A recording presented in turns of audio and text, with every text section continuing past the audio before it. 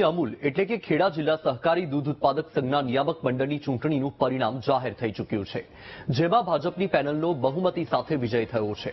15,000 કરોડનું ટર્નઓવર ધરાવતી અમૂલમાં ભાજપ અને કોંગ્રેસના ઉમેદવારો વચ્ચે ચૂંટણીનો જંગ હતો।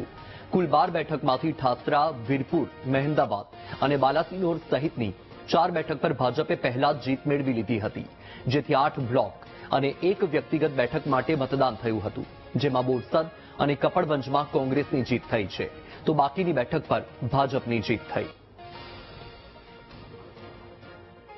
નિયામક મંડળની 13 સીટોમાંથી 11 સીટો ભારતીય જનતા પાર્ટીએ ખૂબ બહુમતીથી અંકે કરી છે। અમારી 2 જે સીટો ગઈ એ પણ ખૂબ નજીવા માર્જિનથી ગઈ છે, જેનું અમને દુઃખ છે।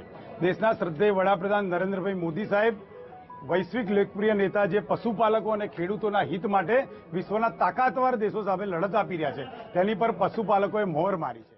ભગવો લહેરાવાના તો દેશમાં જે પ્રકારે નરેન્દ્રભાઈ મોદી સાહેબની કામગીરી, આપણા સહકાર મંત્રી અમિતભાઈ શાહ સાહેબનું માર્ગદર્શન, અમારા યશસ્વી પ્રધાનમંત્રીના માર્ગદર્શન હેઠળ કામ કરતા આપણા ભૂપેન્દ્રભાઈ અને અમારા માર્ગદર્શક CR પાટીલ સાહેબ, સૌના સકારાત્મક પ્રયત્નોથી દેશમાં જે વાતાવરણ બન્યું છે, પશુપાલકોની આવક બમણી કરવાની મોદી સાહેબની નેમ હતી, એ દિશામાં અમે સૌ કામ કરી રહ્યા છે અને મોદી સાહેબની નેમને સૌ પશુપાલકોએ વધાવી છે, એનો અમને ચોક્કસપણે આનંદ છે।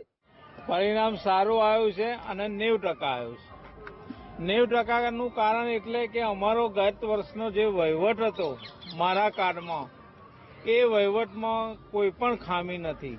તમે લોકોએ જોયું છે કેટલાય હોબાળા કર્યા, પણ એમાં કશું મળ્યું નહીં, એટલે તમે બધા શાંત થઈ ગયા।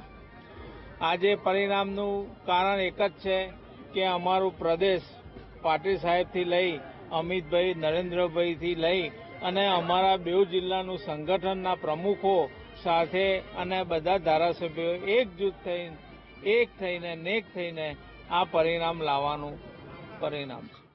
વિજય થયો છે અને આગળ પશુપાલકના વિનયમાં અમે બધું પશુપાલક માટે બધું કરી શકીશું। એ લોકો મહિલાઓ માટે એમની આર્થિક સમસ્યા છે બધી દૂર કરી છે। કેટલા મત મળે? 83 સામેવાળાને 5 મળે છે।